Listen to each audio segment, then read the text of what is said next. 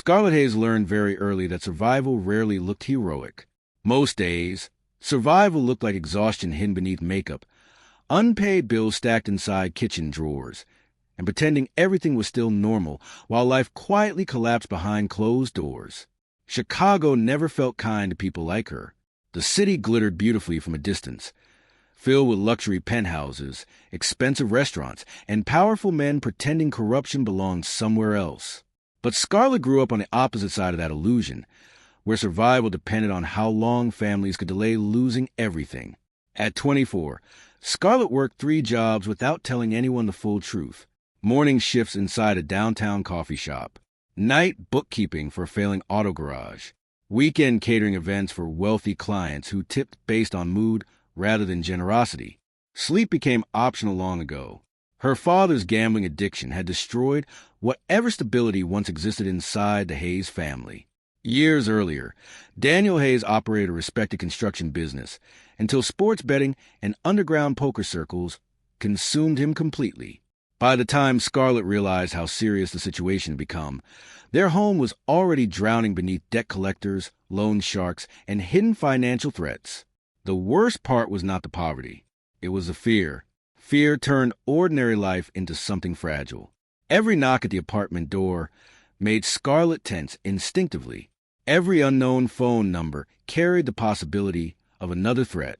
Her younger brother Mason stopped attending college regularly after becoming involved in illegal street racing connected to local criminal groups trying to pay off pieces of their father's debt. And the deeper the family sank, the more impossible escape became. Scarlett spent years believing hard work could fix everything eventually.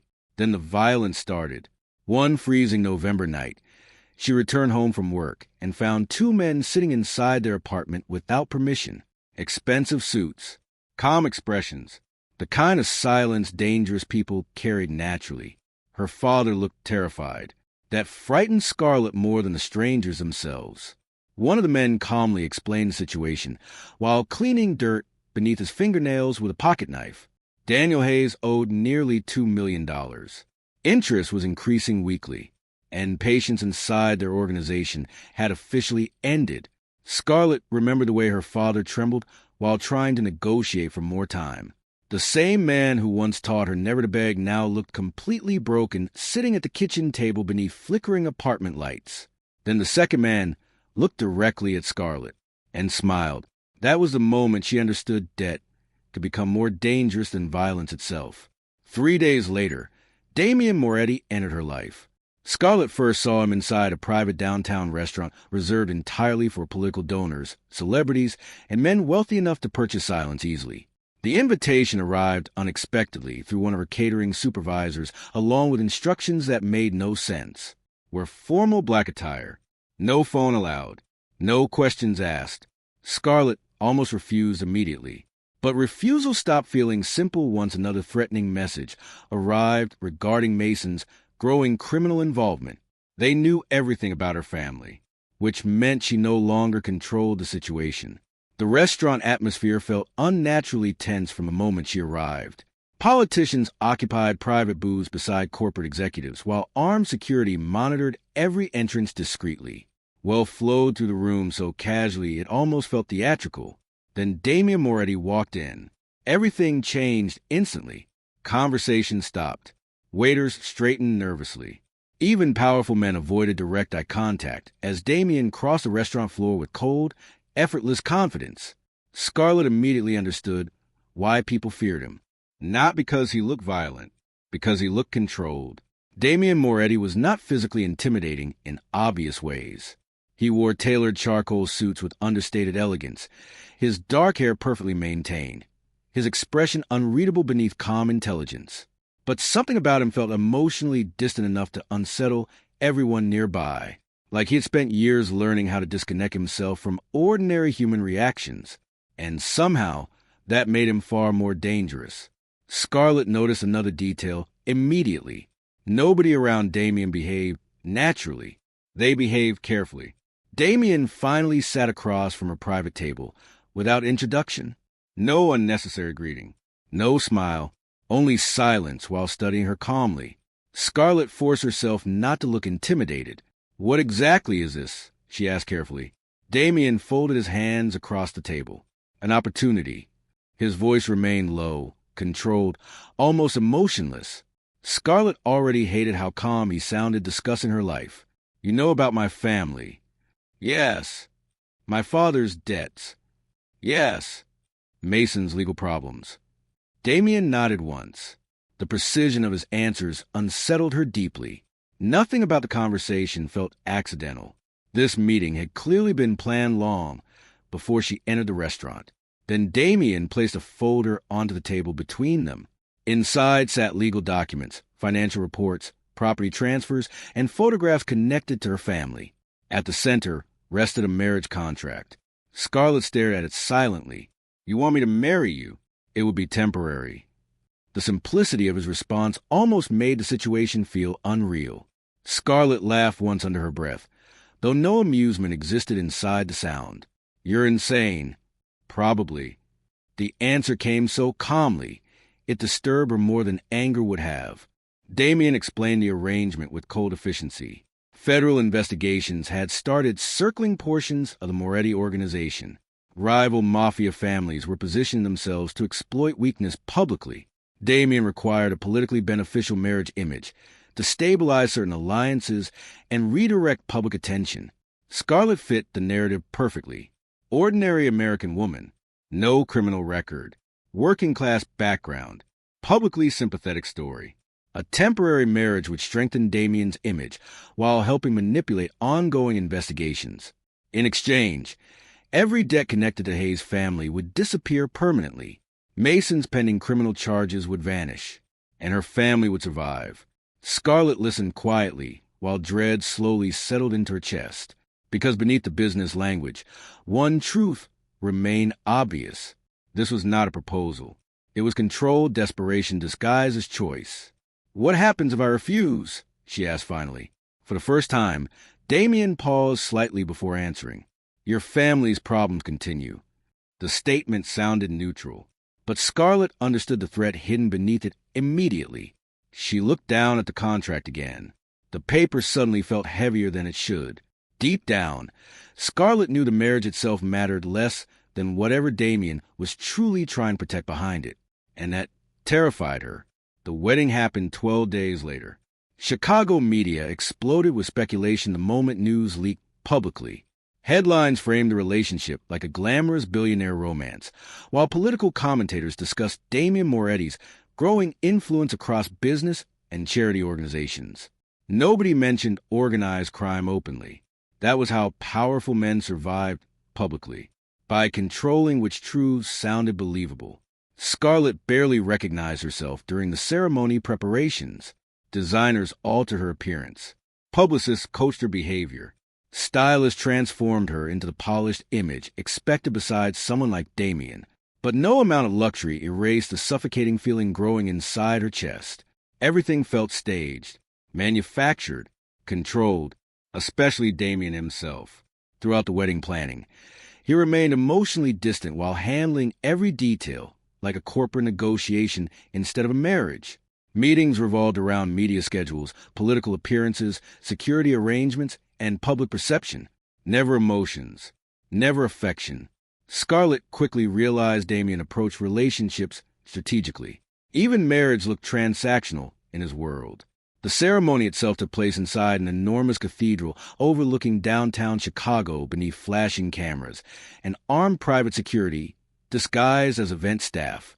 Wealthy politicians filled the front rows beside judges, corporate investors, and criminal figures pretending legitimacy through expensive suits.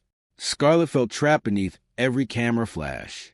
The massive cathedral suddenly resembled a beautifully decorated prison.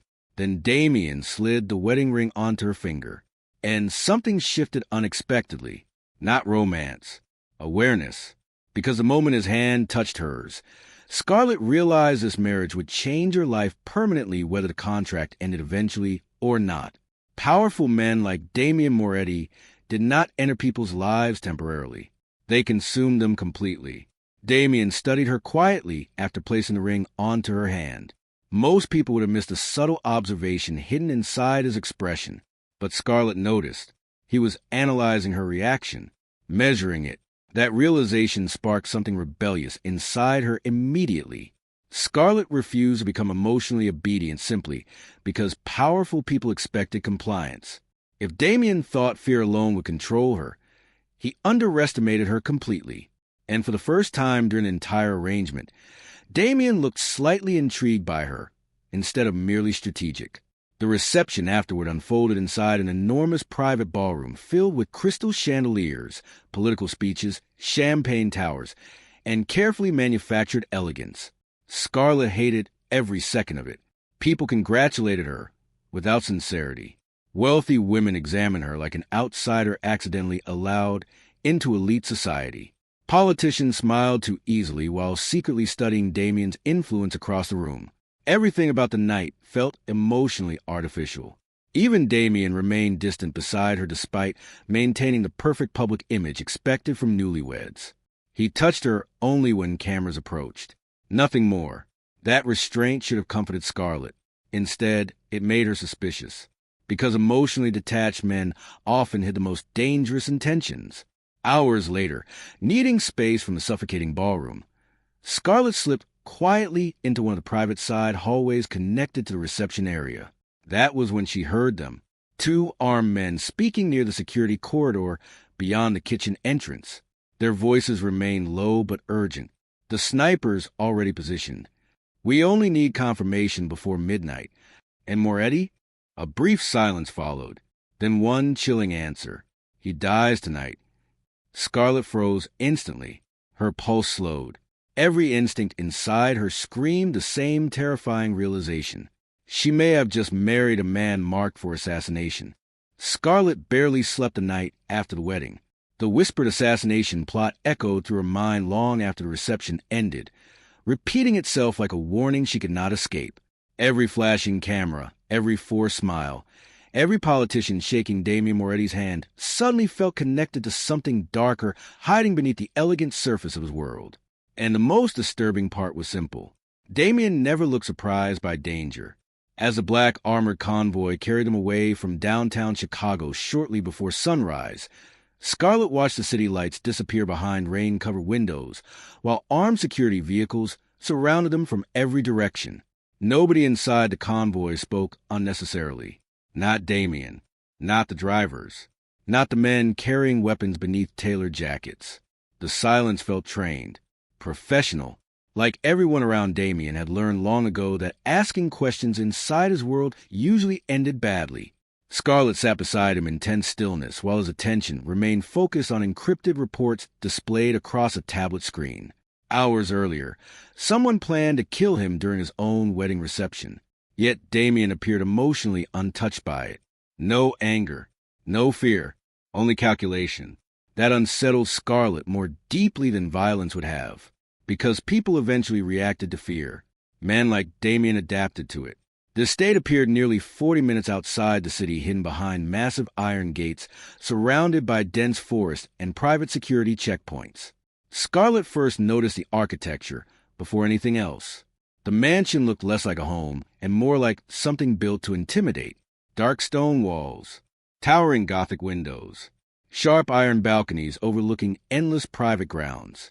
The property blended old European elegance with modern fortress-level security, so seamlessly it almost looked unreal against a storm-covered landscape. Floodlights illuminated armed guards positioned across rooftops and perimeter walls, while hidden surveillance systems tracked every vehicle entering the grounds. Scarlett immediately understood one thing. Nobody entered this place accidentally, and very few probably left freely. As the convoy stopped near the front entrance, Damien finally spoke after nearly an hour of silence. "You'll be safe here." Scarlett almost laughed at the statement. Safe was not the word she would have chosen. The massive front doors opened before they even reached the entrance steps. Staff members waited silently inside the marble hallway, their posture rigid with nervous professionalism. Nobody looked directly at Damien for long. That detail stayed with Scarlett immediately. Fear existed everywhere inside the mansion. Not panic, not hatred, something colder. Control fear built from years of consequences. A tall man with military posture approached first. "Perimeter secured," he informed Damien calmly. Damien nodded once. Any movement? Nothing confirmed yet. The man's sharp attention briefly shifted toward Scarlett. This is Lucas Kane, Damien explained. Head of security. Lucas offered a polite but emotionally unreadable nod before disappearing back toward the security corridor. Scarlett instantly sensed something dangerous about him. Not reckless danger. Disciplined danger. The kind built through years of violence performed professionally. Moments later, another figure emerged from the grand staircase above. Vivian Sinclair looked elegant enough to belong inside political circles rather than criminal organizations. Mid-50s, perfectly composed, intelligent eyes hidden behind calm sophistication. Unlike the others, Vivian studied Scarlett carefully, almost sympathetically. "Welcome to Moretti Estate," she said softly. Scarlett noticed the difference immediately. Vivian was not afraid of Damien, which meant her position inside his world carried unusual importance. Before Scarlett could respond, a younger man entered the hallway carrying a glass of whiskey despite the early morning hour. "Impossible to miss the wedding coverage," he said casually. "Chicago suddenly thinks Damien married for love." The sarcasm inside his smile felt deliberate. Damien's expression hardened faintly. Ethan Moretti ignored the warning entirely. He looked younger than Damien by several years, charming in the careless way privileged men often became. But beneath the relaxed attitude, Scarlett sensed recklessness hiding underneath. "Relax," Ethan muttered. "I'm welcoming your wife." Wife.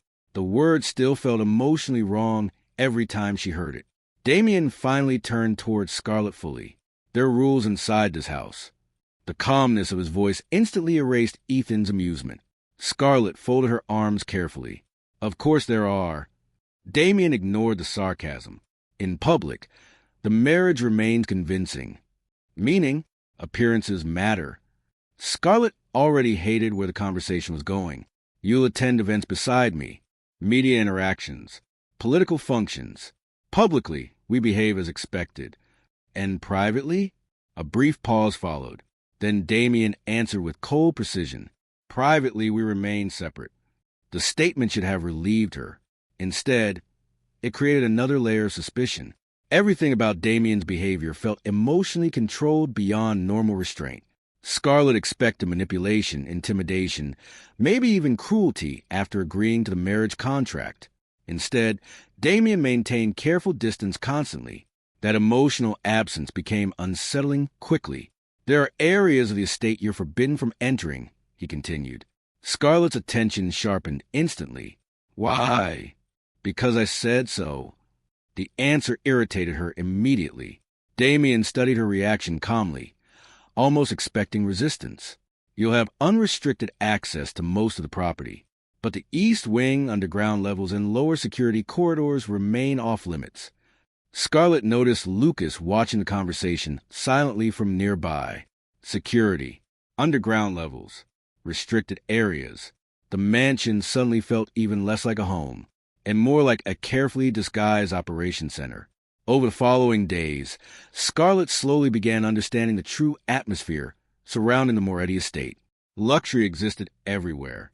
Private art galleries, indoor gardens, imported marble floors, a massive library overlooking the northern cliffs. Every room reflected extraordinary wealth. Yet despite the beauty, the mansion never felt peaceful. Too many cameras monitored the hallways. Too many guards rotated through the corridors at night. Too many locked doors existed where ordinary homes would have privacy instead of security clearance. Scarlett noticed hidden surveillance almost immediately. Tiny cameras concealed inside paintings. Motion sensors built discreetly into ceiling architecture. Armed patrols monitoring the grounds every hour after sunset.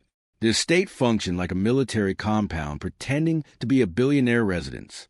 And Damien remained at the center of it all, emotionally unreachable. Scarlett observed him carefully during the first week. He woke early, worked constantly, rarely raised his voice, rarely smiled. Every movement carried precision. Even during public appearances, Damien treated physical closeness strategically rather than emotionally. A hand placed carefully against Scarlett's waist for photographers. A controlled smile during interviews. Brief touches convincing enough to sell the marriage publicly without becoming intimate privately. It felt rehearsed, calculated, like affection itself had become another business skill. That realization disturbed Scarlett deeply, because emotionally detached men often buried the darkest truths. Meanwhile, media attention surrounding their marriage intensified daily. News outlets labeled them Chicago's most powerful new couple, while political commentators praised Damien's supposed transformation into a legitimate businessman. Scarlett nearly found the coverage laughable. Nobody outside the mansion understood how cold the marriage truly felt behind closed doors. Yet strangely, Damien never treated her cruelly. He never invaded her privacy physically, never threatened her directly, never used fear openly. And somehow, that restraint unsettled Scarlett more than aggression would have, because it forced her to constantly question his real motives. Late one evening, while Damien attended a private political fundraiser downtown, Scarlett wandered deeper into the western office wing, searching for answers hidden beneath the mansion's polished surface. Curiosity slowly became obsession inside that house. Too many things felt hidden intentionally. She eventually entered Damien's private study after noticing the security system temporarily disabled during staff maintenance nearby. The room reflected Damien perfectly. Dark with shelves, perfect organization, minimal decoration, emotionally empty. Scarlett searched carefully through locked drawers and document cabinets before discovering something unexpected hidden behind a false panel near the desk. Photographs, dozens of them, all featuring the same woman. Beautiful dark hair, sharp green eyes, elegant smile. Scarlett immediately recognized her from old media articles she vaguely remembered seeing years earlier. Isabella Lauron, Damien Moretti's former fiancée, the woman who disappeared mysteriously before their engagement ceremony nearly 4 years ago. Scarlett slowly examined the photographs while unease spread through her chest. Unlike Damien's cold public image, these pictures felt personal, real. Isabella laughing beside Damien privately. Vacation photos, handwritten notes, moments that looked emotionally genuine. For the first time since meeting Damien, Scarlett saw evidence he may have once loved someone. Then why did Isabella disappear? And why did nobody inside the mansion mention her name? Scarlett's attention shifted suddenly toward another discovery near the hidden compartment. Partially burned legal documents. Most of the pages remained destroyed intentionally, but fragments of visible text still survived near the edges. Marriage asset transfer, offshore accounts, protected inheritance access. Scarlett's pulse slowed instantly. This marriage contract involved something far larger than public image protection. Money, secrets, possibly power. The realization hit hard. Damien had not chosen her randomly, and whatever hidden value existed behind the contract was important enough to bury beneath fire and locked walls. A sudden sound outside the office made Scarlett quickly hide the documents before slipping back toward the hallway unnoticed. But her fear was changing slowly now. Fear no longer felt helpless. It felt investigative. And that difference made her dangerous. Over the following days, tension inside the mansion escalated visibly. Armed meetings occurred behind closed doors while Lucas coordinated increased security patrols throughout the estate. Several staff members disappeared abruptly after quiet conversations with Damien's inner circle. Something external was happening. Some kind of growing war. Scarlett noticed another disturbing truth, too. The greatest threat inside the mansion might not come from Damien himself. It came from the people surrounding him. Ethan drank too heavily while hiding resentment behind humor. Lucas trusted nobody. Vivian constantly monitored political developments with growing concern. And Damien himself looked increasingly exhausted beneath the calm exterior he maintained publicly. One night shortly after midnight, Scarlett woke suddenly after hearing movement beneath the mansion floors. At first she assumed security patrols continued normally. Then she noticed something strange outside her bedroom window. Headlights moving silently across the rear property entrance. Curiosity pulled her downstairs carefully through the dark hallways until she reached one of the hidden lower-level observation corridors connected to the underground garage. That was when she saw Damien. Blood covered the front of his white dress shirt beneath his black overcoat, while Lucas escorted him through the underground entrance alongside several armed men. Not injured blood, someone else's. Damien removed bloodstained gloves calmly, while security teams sealed the entrance behind them. Scarlet instinctively stepped backward into the shadows before they noticed her. Then another voice whispered quietly nearby through the partially open corridor door. Cold, nervous, terrified. She can never discover what really happened to Isabella. Scarlet stopped sleeping peacefully after hearing Isabella's name whispered through the underground corridor. The sentence followed her constantly over the next several days, settling into her thoughts like poison she could not remove. She can never discover what really happened to Isabella. The fear inside the voice mattered almost as much as the warning itself, because people inside the Moretti estate did not fear ordinary secrets. They feared consequences. And somehow, Isabella's disappearance connected directly to Damien. That realization changed the atmosphere of the mansion completely for Scarlet. Every locked hallway suddenly felt deliberate. Every armed guard seemed positioned less for protection and more for containment. The mansion was hiding something alive beneath its silence, and Scarlet became determined to uncover it. The opportunity came unexpectedly 3 nights later during a private political gathering hosted inside the estate. Wealthy investors, judges, and city officials filled the grand ballroom, while Damien maintained his usual image of controlled perfection beside her. Publicly, they looked untouchable. Privately, Scarlet barely trusted him anymore. Still, she played her role carefully, smiling for cameras, standing close enough for photographs, pretending the marriage looked real, while internally searching for cracks beneath Damien's carefully controlled world. That night, she noticed something important. Damien was distracted, not emotionally.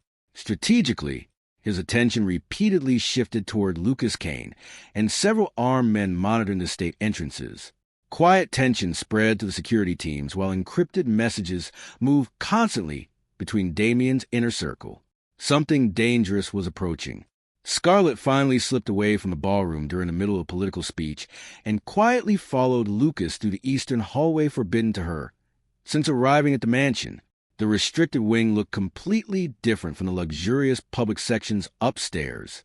No decorative art, no elegant furniture, only reinforced steel doors, surveillance monitors, and private security checkpoints hidden behind soundproof corridors. This part of the mansion looked honest, cold, violent, real. Scarlet moved carefully through the shadows until voices echoed from a nearby operations room.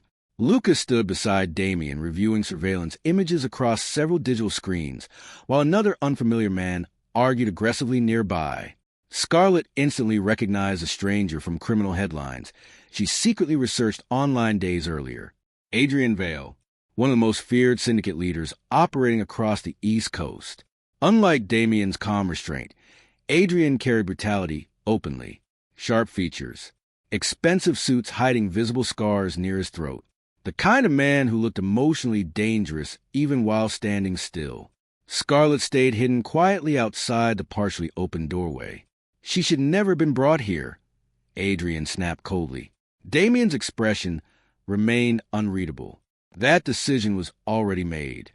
You're gambling the entire organization on a girl who doesn't even understand what she owns. Scarlet's pulse slowed instantly. What she owns. Lucas noticed movement across the surveillance monitors nearby. Federal activity increased near the docks. Adrian cursed under his breath before turning back toward Damien. If she unlocks those accounts before we control her, everything collapses. Scarlet froze. Accounts, control, collapse. None of it made sense yet, but one terrifying realization became clear immediately. This marriage had never been only about appearances. Damien knew something about her long before approaching her family. The conversation continued. She still believes Daniel Hayes was only a gambling addict, Adrian muttered. Scarlet's heartbeat stopped. Daniel Hayes, her father. Damien finally spoke again, calm but dangerous. Lower your voice. Adrian laughed bitterly. You should have eliminated the problem years ago. The room fell silent instantly. Even Lucas looked tense after the statement. Damien stepped closer toward Adrian slowly. And you should remember whose house you're standing inside. The warning carried enough quiet violence to shift the atmosphere immediately. Adrian backed down first. But Scarlet already heard enough. Her father had secrets. And Damien knew them before the marriage ever began. Scarlett barely made it back to her room before panic fully settled in. Nothing about her life suddenly felt stable anymore. Not her family, not her father, not even her own identity. For years, Scarlett believed Daniel Hayes destroyed their lives through gambling addiction and weakness. But the conversation downstairs suggested something much darker buried beneath the surface. And Damien Moretti had built an entire marriage contract around it. The next morning, Scarlett began investigating secretly. She searched financial records inside the mansion library archives, reviewed old news articles connected to her father, and slowly uncovered details that never made sense before. Daniel Hayes did not simply lose money gambling. Large amounts disappeared through offshore shell companies connected to political charities and private development firms years before his public collapse. Several corporations linked to those transactions later became subjects of federal corruption investigations. Then Scarlett found something even stranger. Daniel Hayes officially disappeared for nearly 8 months when she was 12 years old. No police report existed. No explanation. Her mother never discussed it afterward. The missing timeline terrified her because she suddenly remembered something small from childhood. The fear. Her father constantly watching windows afterward. Changing phones repeatedly, locking documents inside hidden safes. At the time, Scarlett thought stress caused the paranoia. Now she understood something far worse may have happened. Late that evening, Scarlett confronted Damien directly inside his private study. He remained seated behind a massive desk reviewing financial reports when she entered without permission. For several seconds, neither spoke. Then Scarlett placed the copied documents onto the desk between them. "You knew my father before this marriage." Damien's eyes slowly lifted toward her. Calm, unreadable. That composure infuriated her instantly. "How long?" she demanded. Damien studied her silently before answering. "Long enough." The vague response only worsened her anger. "What did he do?" A brief pause followed. Then Damien leaned back slightly. Daniel Hayes worked financial operations for powerful political organizations years ago. Scarlett stared at him. "No, it's the truth. My father ran a construction company. He also laundered money through corporate development projects tied to criminal networks." The room suddenly felt smaller. Scarlett struggled to process the words logically. Her father? Connected to organized crime? Political corruption? It sounded impossible. Yet deep down, pieces of her childhood memories suddenly aligned in terrifying ways. Damien continued carefully.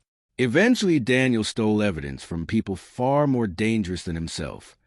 Scarlett folded her arms tightly, refusing to let him see how deeply the revelation affected her. What kind of evidence? Damien's gaze darkened slightly. Enough to destroy judges, senators, federal officials, and multiple criminal organizations simultaneously. The silence afterward felt suffocating.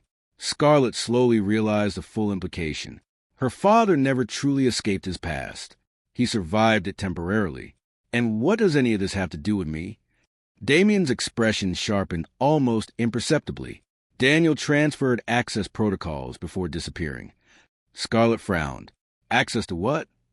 Offshore accounts connected to those operations. Her stomach dropped instantly. "You think I have access to criminal money?" "I know you do." The certainty inside his voice shook her completely. Scarlett stepped backward instinctively. The marriage, the debts, the protection. None of it was random. Damien approached her family because of what she unknowingly inherited. "You manipulated my entire life." The accusation finally carried genuine emotional hurt beneath the anger. Damien remained silent long enough to confirm it. Scarlett laughed bitterly under her breath. "This was never about protecting me. It started that way." The answer came too quickly, too honestly, and somehow that hurt more. Damien stood slowly from behind the desk. "You were already being hunted before I approached you." Scarlett's eyes narrowed. "By who?" "People terrified of what your father hid." That statement lingered heavily in the room, because suddenly Scarlett understood the real danger surrounding her. The people hunting her were not afraid of what she already knew. They were terrified of what she might eventually unlock. Damien moved toward the office windows overlooking the estate grounds while speaking quietly. Several organizations believe those accounts contain evidence capable of collapsing entire political systems. Scarlett stared at him in disbelief. And you? Damien's reflection remained motionless against the glass. I wanted to keep you alive long enough to find out.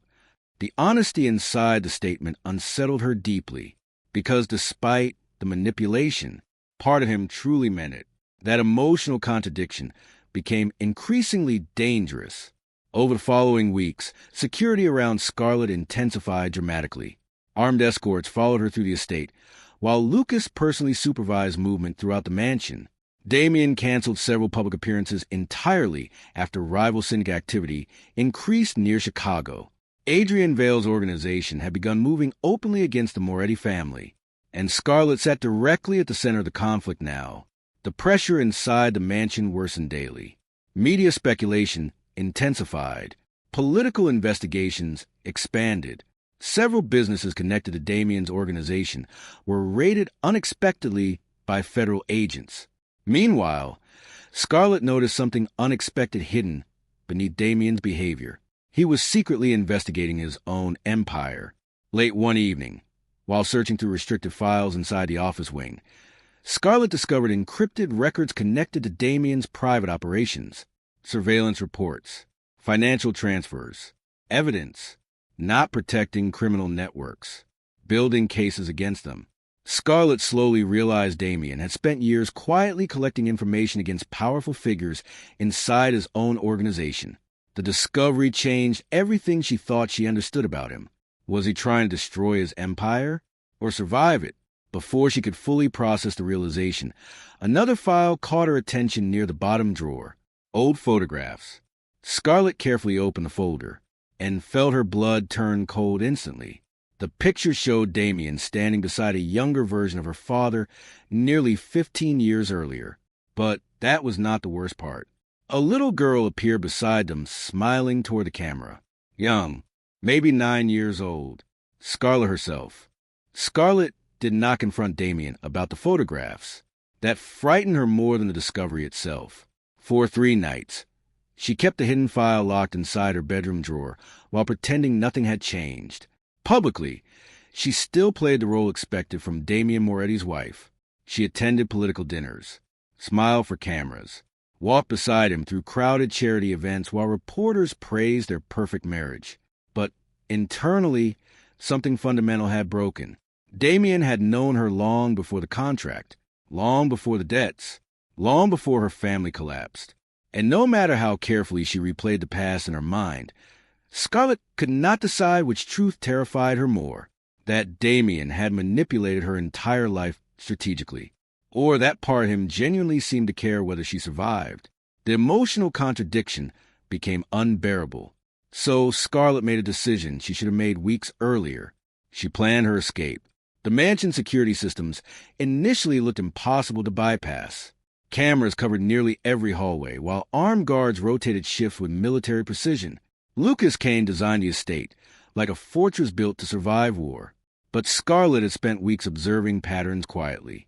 She noticed which guards smoked outside during midnight patrols, which surveillance cameras briefly reset during storm interference, which service hallways remained unwatched during shift changes. Most importantly, she discovered the hidden tunnels beneath the estate connected to old emergency exits Damien's organization, used during federal raids decades earlier. The underground routes became her only real chance. Scarlett waited carefully for the right night. It arrived alongside the storm. Heavy rain slammed against the mansion windows, while thunder rolled across the isolated property after midnight. Security teams shifted focus toward external perimeter systems as electrical interference disrupted several surveillance feeds intermittently. Scarlett moved quickly. Black clothing, minimal belongings, cash stolen carefully from emergency reserves hidden inside the guest wing. The childhood photographs remained inside her jacket pocket, because no matter what happened next, she needed answers about why Damien Moretti appeared inside her life 15 years before their marriage. The mansion corridors felt eerily silent as she slipped toward the underground levels. Rain hammered the estate violently, while lightning briefly illuminated the dark stone walls through narrow Gothic windows. For the first time since arriving there, Scarlett finally felt close to freedom. Yet strangely, fear followed her harder with every step. Not fear of getting caught. Fear of what waited outside Damien's world. That realization unsettled her deeply. The hidden tunnel entrance sat behind a collapsed storage chamber beneath the eastern wing. Scarlet squeezed through rusted maintenance corridors barely wide enough to walk comfortably, while cold water dripped from cracked concrete ceilings overhead. The underground air smelled ancient, abandoned, like generations of secrets buried beneath the Moretti estate. After nearly 20 minutes navigating the tunnels, Scarlet finally reached the final security gate leading toward the outer forest beyond the property walls. Her hands trembled slightly while forcing the rusted lock open. Then suddenly, alarm systems activated somewhere above the estate. Scarlet froze instantly. Red emergency lights flickered through the tunnel behind her. They discovered she was gone. Her pulse exploded with panic as distant voices echoed faintly through the underground corridors. "She's missing. Seal every exit. Notify Lucas immediately." Scarlet ran. Rain struck her violently the moment she emerged beyond the outer estate walls into the storm-covered forest surrounding the property. Mud soaked through her shoes instantly, while branches tore against her jacket as she pushed deeper into darkness away from the mansion. Behind her, security vehicles illuminated sections of the distant property. The search had already begun, but something strange happened next. Nobody fired. Nobody chased her directly. The realization confused Scarlet immediately, because Damien Moretti's organization did not tolerate betrayal or disobedience peacefully. Yet somehow, they were holding back. Hours later, inside the mansion's central security room, tension spread to the organization like poison. Lucas Kane stood beside surveillance monitors displaying Scarlet's escape route, while armed men demanded permission to retrieve her aggressively. "We can intercept her within 30 minutes, one captain insisted. Damien remained silent near the far window overlooking the storm-covered grounds. Another guard stepped forward carefully. "Orders?" For several long seconds, Damien said nothing. Then finally, "No one touches her."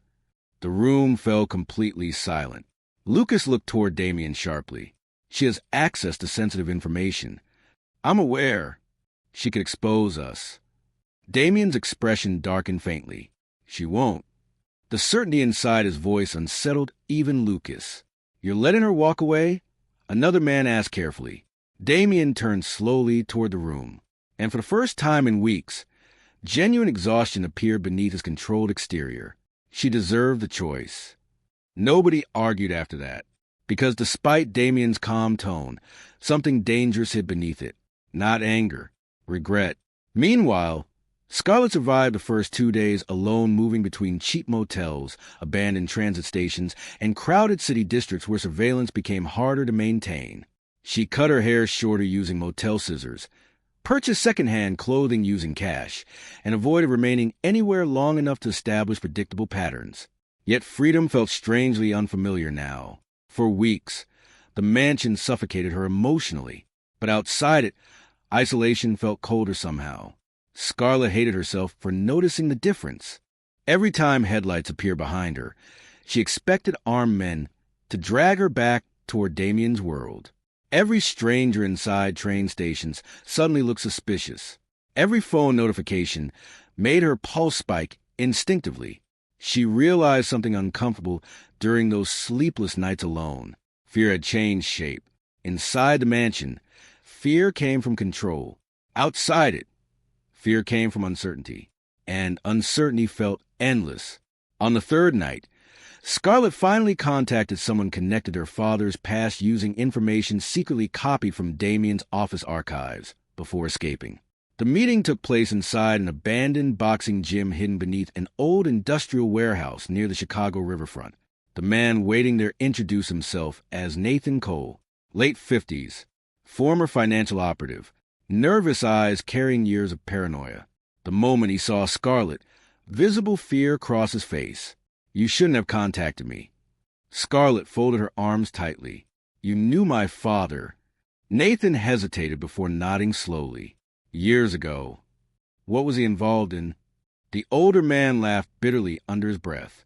"The kind of operations people disappear for." Scarlet already suspected that answer.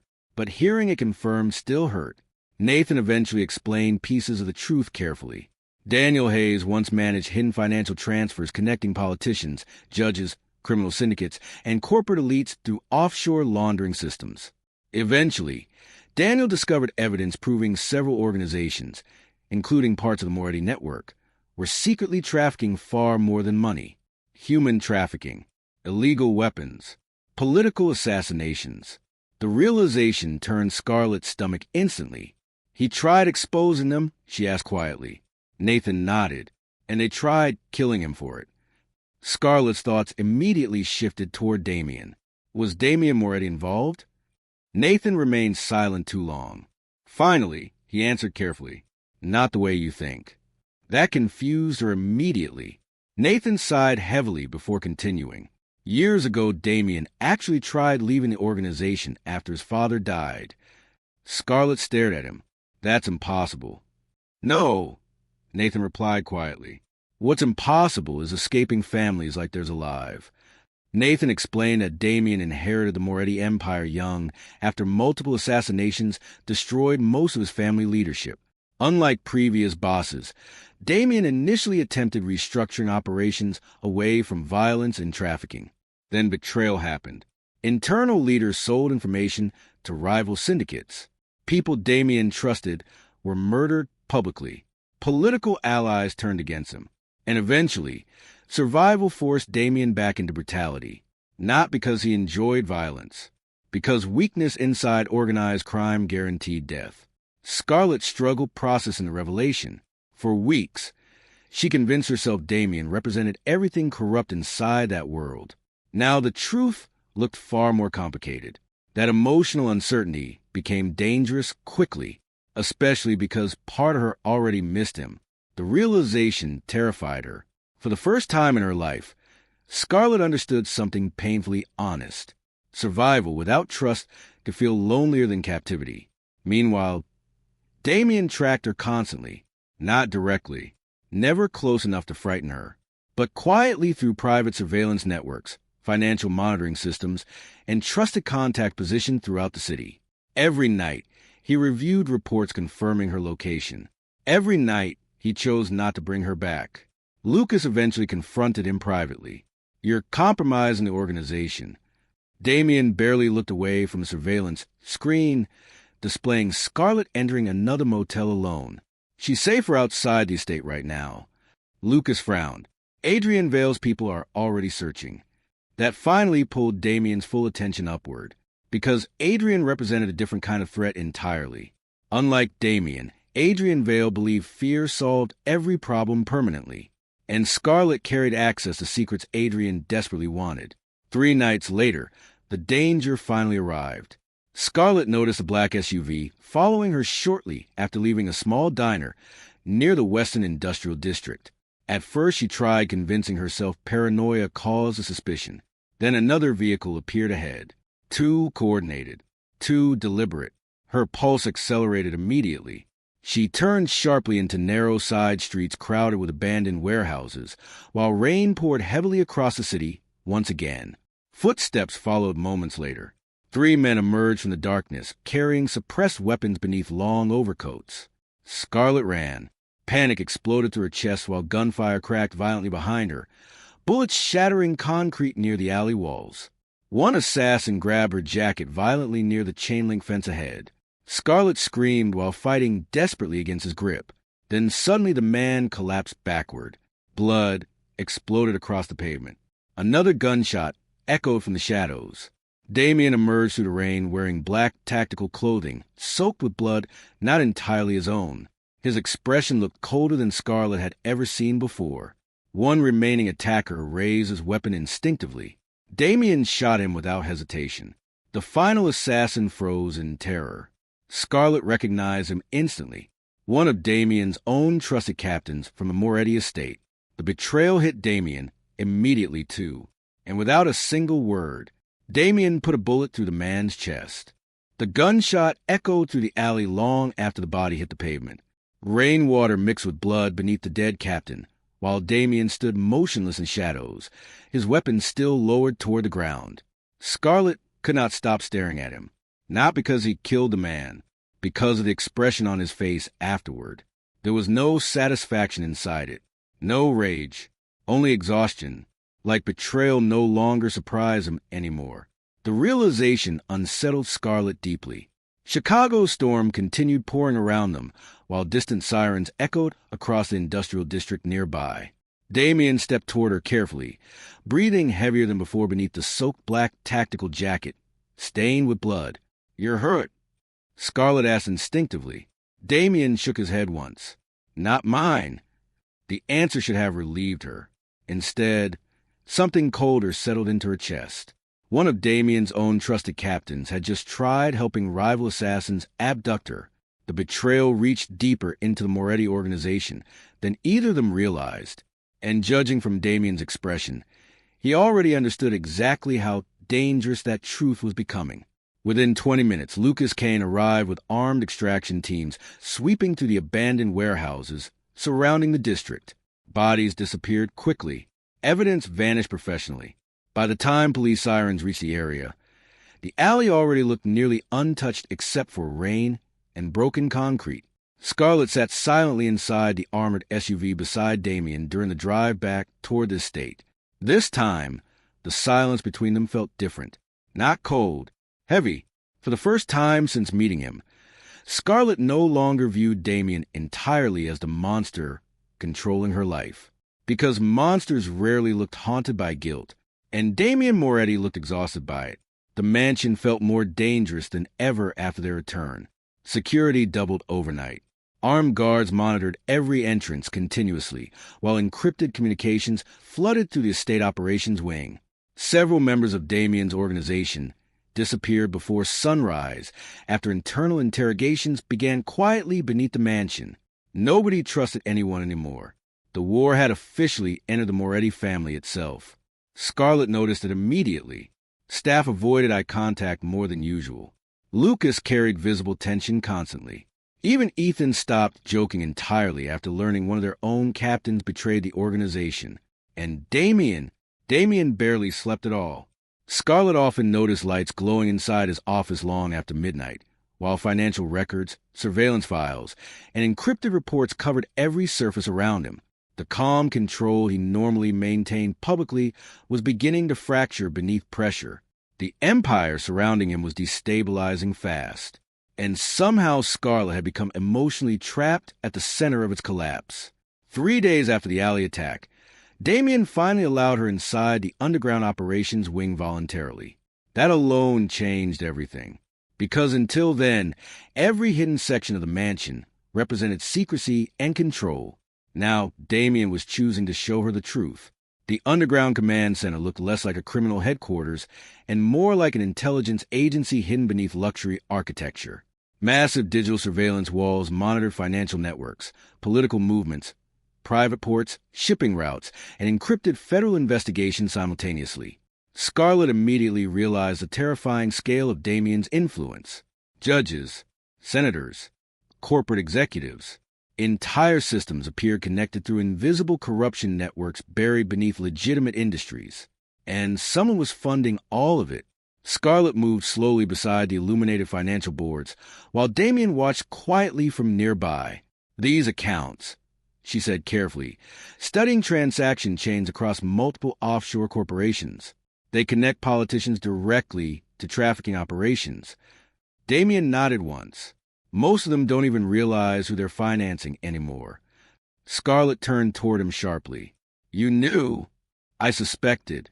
The calmness of his answer frustrated her instantly. "People are dying because of this." "I know, and you still stayed part of it." For several long seconds, Damien remained silent. Then finally, "You think men like me get to leave whenever we want?" The question carried no anger, only bitterness.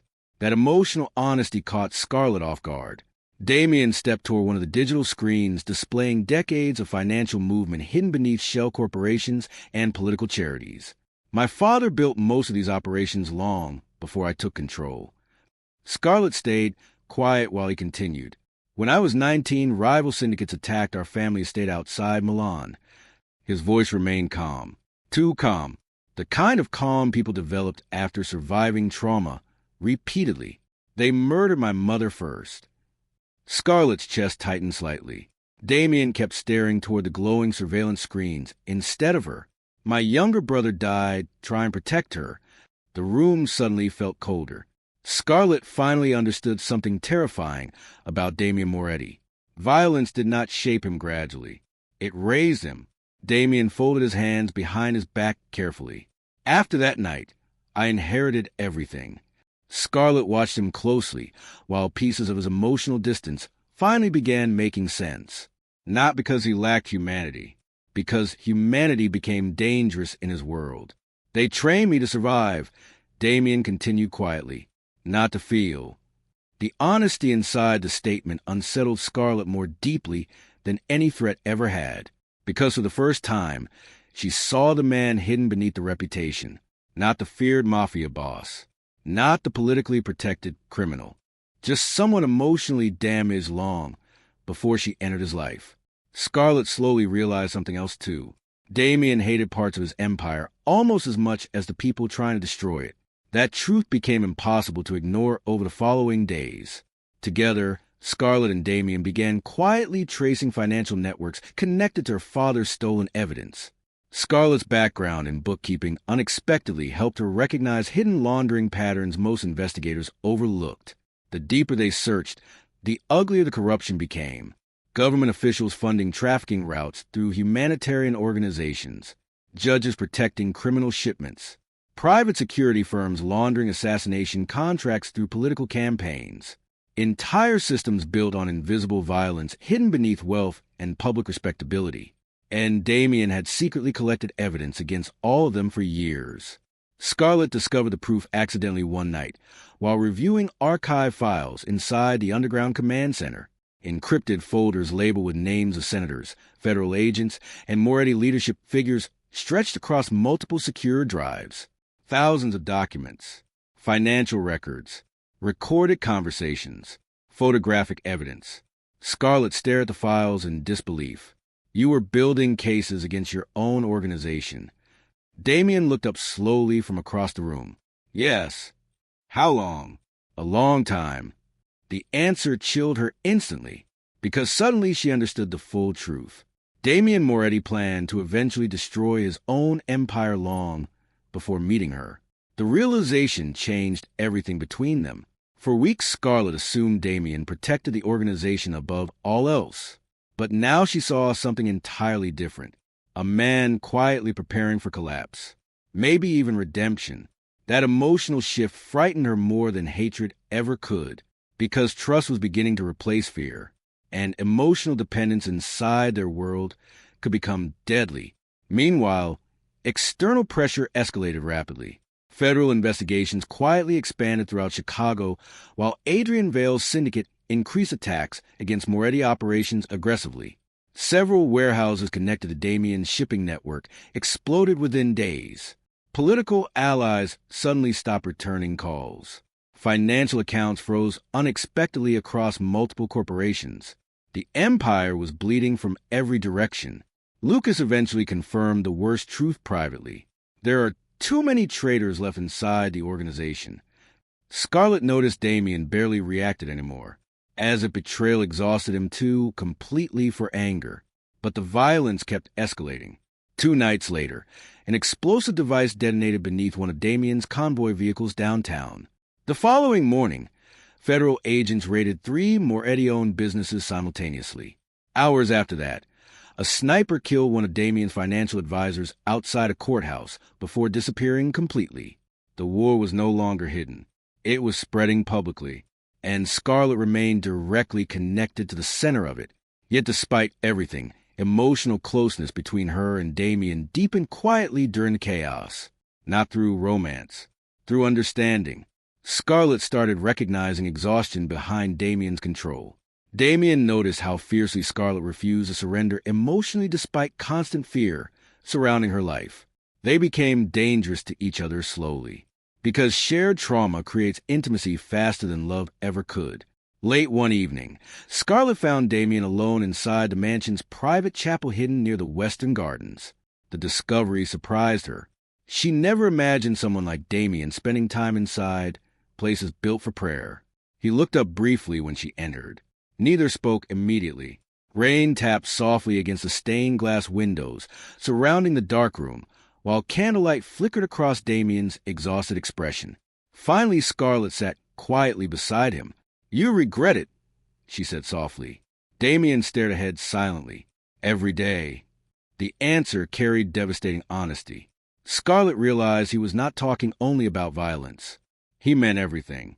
The Empire, the deaths, the version of himself survival forced him to become. And for the first time since meeting Damien Moretti, Scarlett felt something more dangerous than fear. Compassion. That emotional shift terrified her instantly, because caring about men like Damien usually destroyed people eventually. Before either could speak again, sudden gunfire exploded across the estate grounds outside. Alarms activated instantly throughout the mansion. Lucas's voice thundered through emergency speakers. "Sniper attack. Move now."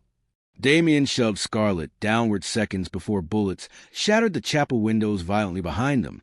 Glass exploded across the floor. Another shot cracked through the darkness. Damien staggered suddenly beside her. Scarlett's breath stopped. Blood spread rapidly across Damien's chest as he collapsed into her arms. Outside the mansion, dozens of federal vehicles stormed to the front gates, while armed agents surrounded the estate from every direction. Blood spread across Scarlett's hands faster than she could stop it. The chapel floor beneath Damien turned crimson, while shattered stained glass rained around him in glittering fragments. Outside, federal sirens screamed across the estate grounds as armed agents stormed to the mansion perimeter from every direction. For one terrifying second, Scarlett thought Damien Moretti had finally died in her arms. But then he moved. Barely. A painful breath escaped him while Lucas Kane rushed into the ruined chapel beside two armed guards. "We have less than 3 minutes." Lucas snapped. "The estate's compromised." Scarlett tightened her grip around Damien instinctively. "He needs a hospital." "No hospital is safe anymore." The answer came brutally fast. Lucas helped drag Damien upright, while gunfire echoed through the mansion corridors nearby. Somewhere above them, explosions shook the eastern wing violently. The Empire was collapsing in real time, and everyone inside the mansion knew it. Scarlett barely remembered escaping through the underground tunnels beneath the estate. The entire world blurred into blood, flashing emergency lights and violent noise, while Lucas guided them through hidden corridors originally designed for wartime evacuations decades earlier. Damien remained conscious only through sheer force of will. Even injured, he never complained. That frightened Scarlett more than weakness would have, because men trained to survive pain usually learned it young. By the time they reached the armored transport vehicles hidden beyond the forest perimeter, Chicago news stations were already broadcasting live footage from the federal raids. Moretti properties raided nationwide. Financial investigations expanding. Multiple arrests connected to political corruption. The downfall had officially begun. Inside the moving convoy, Scarlett watched Damien struggle to remain awake, while medics treated the gunshot wound tearing through his shoulder and upper chest. "You should have let them take me," he muttered weakly toward Lucas. Lucas ignored the statement completely, but Scarlett heard it, and for the first time, she realized Damien truly believed parts of his empire deserved destruction, not redemption. Destruction. The safe house had hidden several hours outside Chicago near an abandoned lakeside property once owned by one of Damien's deceased relatives. The building looked ordinary from the outside: weatherwood, isolated shoreline, forgotten architecture, perfect for hiding men the government wanted dead. For nearly 2 days, Damien drifted between consciousness and exhaustion, while Scarlett remained nearby despite telling herself repeatedly she should leave. But leaving no longer felt simple anymore. Not after seeing the truth hidden beneath his empire. Not after realizing Damien spent years secretly preparing to destroy parts of it himself. The emotional conflict inside her became unbearable, because every terrible thing Damien had done existed beside genuine guilt, and guilt humanized monsters in dangerous ways. Meanwhile, the world outside burned. Federal raids spread nationwide across businesses connected to the Moretti organization. Politicians publicly denied involvement, while private financial records leaked across news networks hourly. Senators, judges, corporate executives trafficking routes disguised as humanitarian transport operations, money laundering systems hidden beneath political foundations. The corruption ran deeper than anyone imagined, and suddenly Scarlet Hayes became central to the story. Media outlets quickly reframed her role publicly once leaked documents connected her marriage contract to the expanding investigations. Some portrayed her as a victim trapped inside organized crime. Others claimed she knowingly participated. Several political commentators openly accused Scarlett of helping Damien hide illegal financial networks. The manipulation escalated rapidly. Photographs flooded the internet. Fake reports spread online. Anonymous sources claimed Scarlett inherited millions through criminal offshore accounts connected to her father. Within days, strangers across the country knew her name, and many of them hated her without understanding the truth. Scarlett watched the broadcast silently from the safe house living room while exhaustion hollowed her emotionally. Her entire life had transformed into public spectacle. Damien eventually found her there late one night after finally regaining enough strength to move independently again. "You shouldn't watch it," he said quietly. Scarlett laughed bitterly without looking away from the television. "They're turning me into part of your empire." Damien remained silent, because denying it would have been dishonest. Scarlett finally faced him fully. This was always going to happen, wasn't it? A long pause followed. Then Damien answered softly, "Yes." The honesty hurt more than lies would have. But strangely, Scarlett no longer feared honesty from him anymore. Only consequences. As weeks passed inside hiding, violence erupted across the criminal underworld with terrifying speed. Rival syndicates attacked weakened Moretti operations aggressively, while internal betrayals multiplied daily. Entire factions turned against each other. Bodies appeared across Chicago nightly. The empire Damien inherited was devouring itself alive. And deep down, he knew it deserved to. One evening during a severe thunderstorm, Vivian Sinclair arrived unexpectedly at the lakeside safe house alone. Scarlett immediately sensed something wrong the moment Vivian stepped inside. Fear, not panic, resignation. Vivian looked emotionally exhausted for the first time since Scarlett met her. "They found this location," she informed Lucas quietly. The room fell silent instantly. "How long?" Lucas asked. "Maybe an hour." Scarlett's pulse slowed. Damien looked toward Vivian carefully. "Who sold it?" Vivian hesitated too long. And suddenly everyone understood. The betrayal reached even deeper than they thought. "Internal council members," Vivian admitted softly. "Some of them made agreements with Adrian Vale after the federal raids began." Lucas cursed under his breath. Damien barely reacted anymore. That frightened Scarlett deeply. Because betrayal had become so constant, he no longer looked surprised by it. Vivian finally faced Damien fully. "There's another extraction route to the northern docks. You're not coming?" Damien asked quietly. A faint smile crossed Vivian's face. Someone has to slow them down. Scarlett immediately understood what she meant. "No." Vivian gently touched Scarlett's shoulder. "For what it's worth, you change him."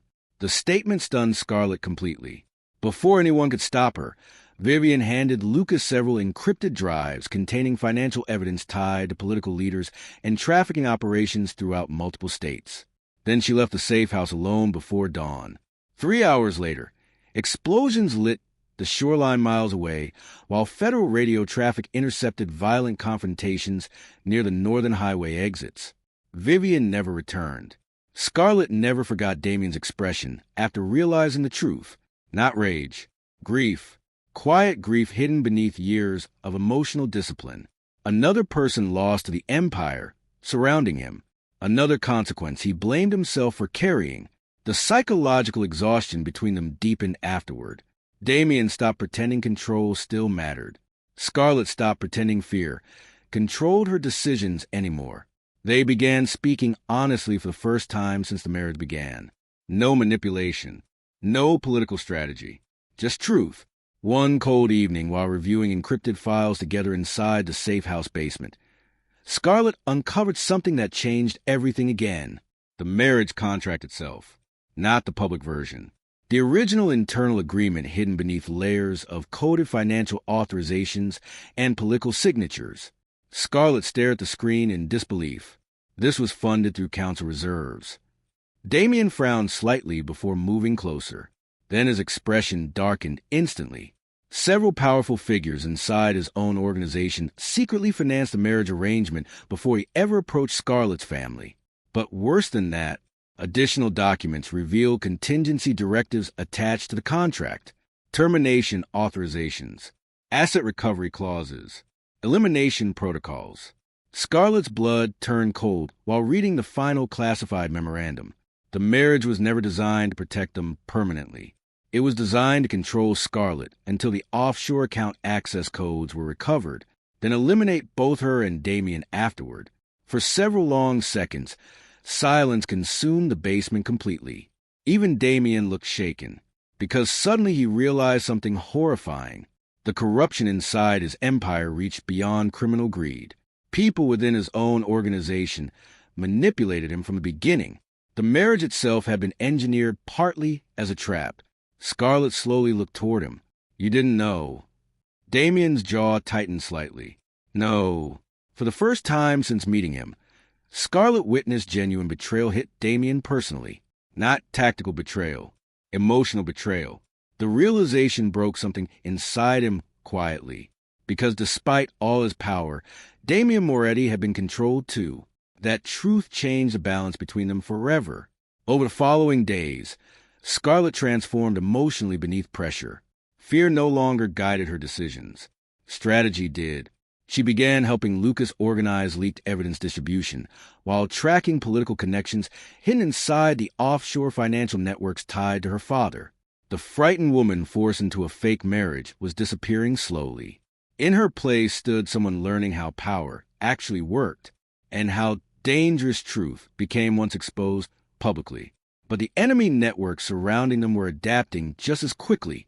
2 nights later, while transporting evidence toward another secure location outside Milwaukee, Damien's convoy drove directly into an ambush along an abandoned industrial roadway. Explosions ripped through the lead vehicles instantly. Gunfire erupted from elevated factory windows surrounding the route. Lucas ordered immediate defensive positions, while chaos consumed the convoy. Scarlett barely escaped the overturned SUV beside Damien as bullets tore through metal around them. Several loyal guards died within seconds. The attack was organized professionally, deliberate, personal. By the time surviving attackers finally retreated, flames consumed half the convoy beneath the freezing night rain. Bodies covered the pavement. Lucas knelt beside one fallen operative silently, while Damien stared toward the burning vehicles with hollow exhaustion in his eyes. Another betrayal. Another massacre. Another reminder that the Empire destroyed everything connected to it eventually. Scarlett's phone vibrated suddenly inside her jacket pocket. Unknown number. One unread message. Her hands trembled slightly while opening it. Only 4 words appeared on the screen. Your mother lied about everything. The message haunted Scarlett for 2 straight days. Your mother lied about everything. At first, she convinced herself it was psychological manipulation designed to destabilize her emotionally before another attack. Nothing about her life felt trustworthy anymore, and every enemy surrounding Damien's collapsing empire understood fear could weaken people faster than bullets. But deep down, Scarlett knew something worse. The message felt informed, personal, accurate. That terrified her most. The convoy ambush forced Damien's remaining loyal allies into emergency relocation again, this time toward secured property hidden outside northern Michigan. The safe house sat isolated beside frozen woods far from major cities, protected by abandoned industrial land and limited road access. Perfect for people preparing for war. Because that was exactly what Damien Moretti was doing now. The final conflict had already begun. Rival syndicates openly attacked Moretti operations across multiple states, while federal investigations expanded daily through leaked evidence Scarlett and Lucas secretly distributed to investigative journalists and anti-corruption task forces. Politicians resigned publicly. Judges disappeared quietly. Financial institutions froze billions connected to offshore laundering systems. The empire was not weakening anymore. It was collapsing. And somewhere inside the destruction, Adrian Vale was preparing his final move. Scarlett noticed the pressure destroying Damien slowly. Not physically. Emotionally, he slept less each night, barely ate, spent hours reviewing intelligence reports alone, while preparing the remaining evidence packages capable of exposing everyone still connected to the trafficking operations buried inside the Moretti network. He no longer cared about saving the empire, only ending it completely. That shift changed him.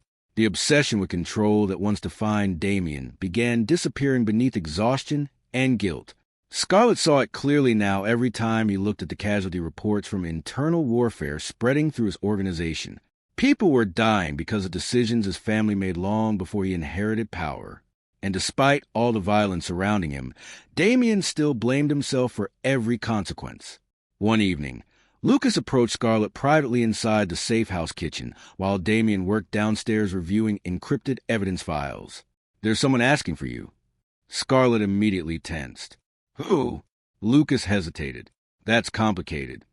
20 minutes later, Scarlett entered the secured underground meeting room beneath the property and felt her entire world stop moving. The woman standing beside the table looked older than Scarlett remembered. Thinner, exhausted, but unmistakable. Her mother, Olivia Hayes.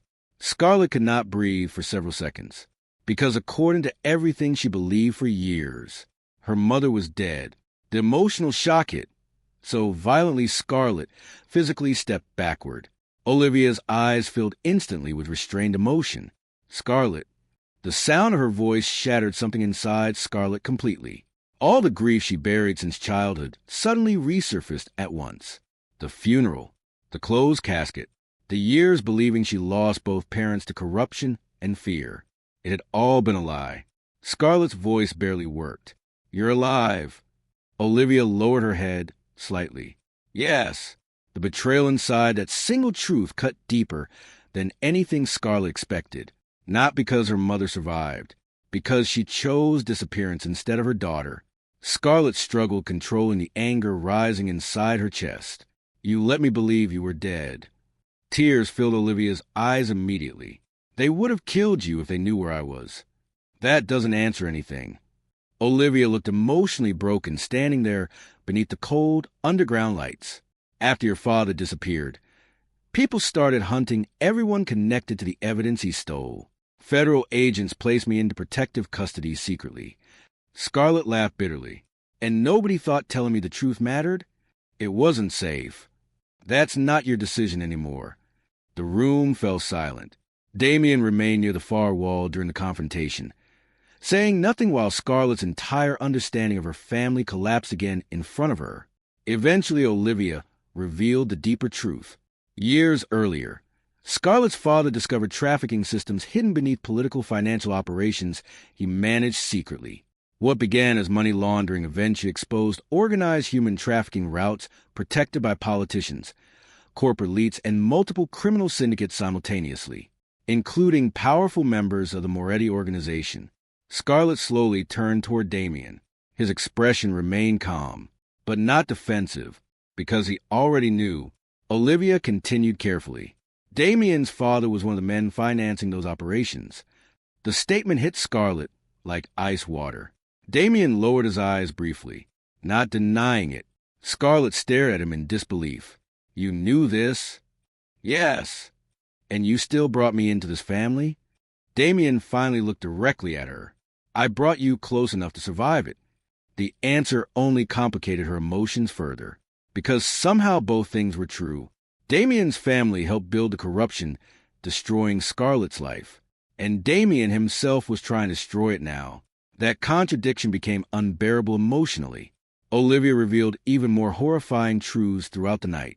The trafficking operations disguised victims through immigration relocation programs and humanitarian transport systems funded publicly through political charities. Entire government departments quietly protected criminal shipments for decades. Judges buried investigations. Senators redirected federal funding. Media executives suppressed exposure. The corruption reached everywhere. Scarlett felt physically sick listening to it all. But one truth affected her most deeply. Damien had spent years secretly gathering evidence against his own family's legacy long before meeting her. Not because anyone forced him, because guilt eventually consumed him. That realization changed Scarlett's understanding of Damien completely. For the first time, she fully saw the war inside him. A man raised through violence, trying desperately not to become identical to the empire surrounding him, and failing repeatedly. The emotional conflict between them deepened dangerously afterward. Scarlett wanted to hate him for the destruction tied to his family name. Instead, she kept seeing the man sacrificing everything to end it. Sometimes the most dangerous cages were not built through force. They were built through emotional loyalty. That truth terrified Scarlett because she no longer knew where her anger ended and her feeling for Damien began. Meanwhile, Adrian Vale accelerated preparations for war. Entire Moretti compounds burned across the East Coast within days, while surviving loyalists either disappeared or switched sides publicly. Federal agencies prepared coordinated arrest operations connected to the leaked evidence Damien organized secretly through Lucas and Scarlett. The Empire stood minutes from total collapse, and Adrian wanted one final bloodbath before it ended. Lucas intercepted intelligence confirming Adrian planned a full-scale attack against the Michigan safe house before the evidence release scheduled 48 hours later. He wants Scarlett alive, Lucas explained grimly. Damien dead. Scarlett looked toward Damien instantly. His reaction remained coldly calm. He won't get either. But everyone in the room understood the truth. This would be the final confrontation. There was no surviving middle ground anymore. Over the next day, Scarlett helped prepare the evidence distribution systems personally. Multiple encrypted drives containing trafficking records, political bribes, assassination contracts, and financial operations were scheduled for automatic public release through journalists and federal task force contact simultaneously. If Damien died, the truth would still reach the world. That was the point. Late that night, Scarlett found Damien alone outside near the frozen lakeshore behind the safe house property. Snow drifted slowly through darkness around him while distant security patrol lights moved across the tree line. For several quiet seconds, neither spoke. Then Scarlett finally asked the question haunting her most. Why did you really marry me? Damien remained silent long enough for the cold wind to fill the space between them. Finally, because I recognized what fear looked like. Scarlett's chest tightened painfully. Damien looked toward the frozen lake instead of her. And because I thought protecting you might finally give meaning to everything I destroyed. The honesty inside his voice shattered her defenses completely. No manipulation. No strategy, just truth. Scarlett suddenly realized something terrifying. The fake marriage stopped being fake long ago, and the emotions destroying both of them had become the only real thing left. Before she could respond, emergency alarms exploded across the property. Lucas's voice thundered through security, radios instantly. Perimeter breach. Gunfire erupted seconds later from the northern forest line. Adrian Vale's forces had arrived. The final war began violently. Explosions ripped through the outer defenses, while armed men stormed the frozen property from multiple directions. Scarlett barely reached the underground operations room beside Damien before bullets shattered upper windows throughout the safe house. Chaos consumed everything. Lucas coordinated defensive teams while encrypted evidence uploads began automatically across multiple secured servers. The truth was finally moving toward public release, and everyone knew Adrian would kill anyone necessary to stop it. The firefight intensified brutally over the next 20 minutes. Several loyal guards died protecting the lower command levels, while rival attackers pushed deeper into the compound. Smoke filled the corridors. Emergency lights flashed violently through concrete hallways underground. Then Adrian himself appeared. Scarlett saw him through the shattered operations room entrance, surrounded by heavily armed men, while bodies covered the corridor behind him. Damien immediately stepped in front of Scarlett instinctively. Adrian smiled coldly. You were always going to burn this empire down eventually. Damien raised his weapon slowly. It deserved a burn. Gunfire exploded instantly. The final confrontation erupted across the underground chamber, while Lucas fought to finish the evidence transmission countdown beside the server terminals. Scarlett watched Damien move through the chaos like a man already prepared to die if necessary, not for power, for redemption. And suddenly she understood the truth she spent months avoiding. She loved him, not the empire, not the violence, The broken man trying desperately to destroy the monster his family created. The realization hit too late, because moments before the evidence upload reached completion, a sniper round tore through Damien's side violently. Scarlett screamed as he collapsed toward the concrete floor beneath flashing emergency lights. Scarlett thought Damien died the moment he collapsed. The sound of the gunshot never truly left her mind afterward. Even weeks later, she still heard it sometimes in quiet moments. Sharp, sudden, final. But Damien Moretti survived. Barely. Emergency surgery lasted nearly 6 hours inside a secured federal medical facility operating under armed protection after the evidence released triggered nationwide arrests connected to trafficking networks, political corruption, and organized criminal operations.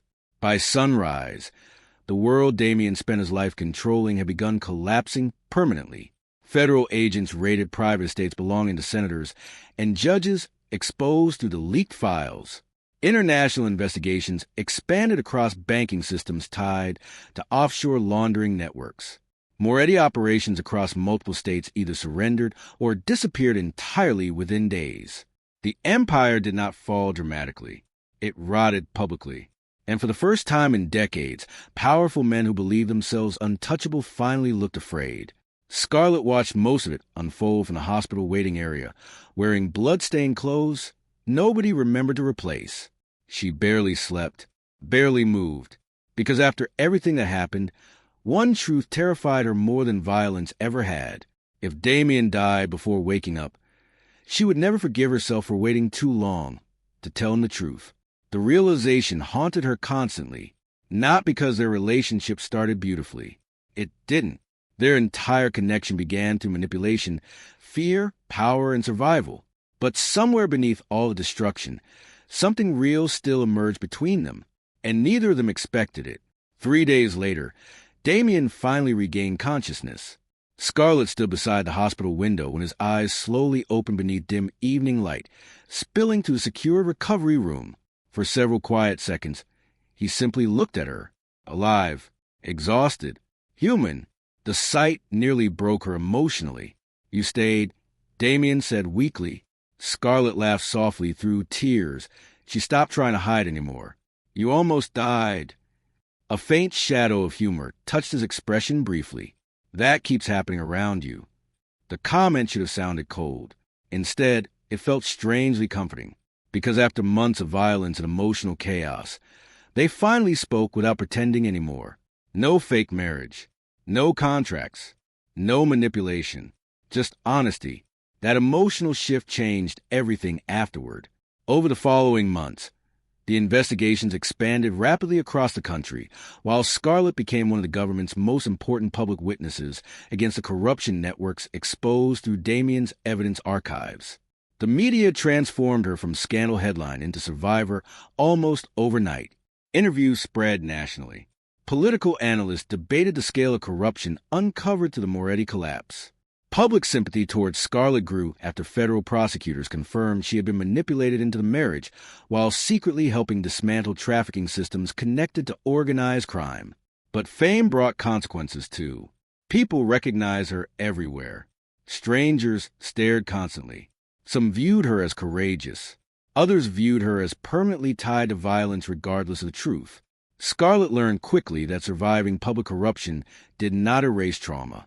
It only changed its shape. Meanwhile, Damien disappeared almost completely from public life after recovering from surgery. He cooperated privately with federal investigations through attorneys and negotiated immunity agreements connected to the evidence. He willingly surrendered against political leaders and surviving syndicate operations. But more importantly, he abandoned the empire entirely. No hidden leadership, no secret control, no rebuilding operations through proxies. Damien Moretti walked away from organized crime permanently. That decision shocked everyone who once feared him, including Scarlett, because for the first time since meeting him, Damien stopped trying to control outcomes constantly. The man who once built survival through power was finally learning how to live without it. And honestly, he struggled. Scarlett noticed it during the quiet months following the trials. Damien hated crowded spaces now, slept poorly, flinched instinctively whenever unexpected noises echoed too sharply nearby. The emotional consequences of surviving violence followed both of them everywhere. Some scars did not disappear simply because the war ended, but healing slowly became possible anyway. Not dramatically. Quietly. Scarlett eventually moved into a small lakeside home several hours outside Chicago under federal protection, arrangements tied to the ongoing investigations. The house felt nothing like Damien's old mansion. No armed guards. No hidden tunnels. No surveillance rooms buried underground. Just silence. Real silence. At first, Damien only visited occasionally, sometimes for dinner, sometimes to help prepare things around the property, because stillness made him restless. Neither rushed to finding what existed between them anymore. The fake marriage destroyed enough already. This time they rebuilt slowly, on trust. One cold autumn evening, nearly 8 months after the final confrontation, Scarlett found Damien sitting alone near the lakeshore, watching the water quietly beneath fading sunset light. He looked different now, not weaker, lighter, as though abandoning the empire finally removed something crushing from his shoulders. Scarlett sat beside him silently for a moment before speaking. "You never answered something." Damien glanced toward her carefully. "When I escaped the mansion, why did you smile after discovering I was gone?" For months, the question haunted her privately, because she remembered Lucas mentioning it after the escape. Damien had not looked angry. He smiled, and nothing about that reaction made sense at the time. Damien stared toward the water thoughtfully before finally answering. "Because you still fought for freedom." Scarlett frowned slightly. "You could have stopped me." "Yes, but you didn't." A long pause followed. Then Damien spoke quietly. "Everyone in my world eventually surrendered parts of themselves to survive. Power, fear, loyalty, violence." His eyes lowered slightly. "But you kept resisting even when it terrified you." Scarlett's chest tightened painfully. Damien looked toward her fully then. "And I needed to know you wouldn't surrender yourself emotionally, too." The honesty inside the confession hit her harder than she expected, because suddenly Scarlett understood the truth. Damien never smiled because she escaped him. He smiled because she proved she still belonged to herself. That realization changed something inside her permanently.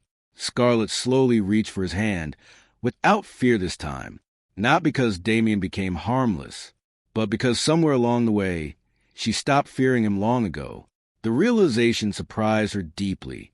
Months later, after the final federal trials concluded publicly, Damien asked Scarlett to meet him at a small private chapel restored outside the lakeside property. Not for another fake ceremony. For closure. The chapel looked simple compared to the extravagant political wedding forced upon them originally. No media, no contracts, no armed security surrounding the walls. Only soft winter sunlight passing through old stained glass windows, while quiet piano music echoed faintly through the room. Scarlett immediately understood why Damien brought her there.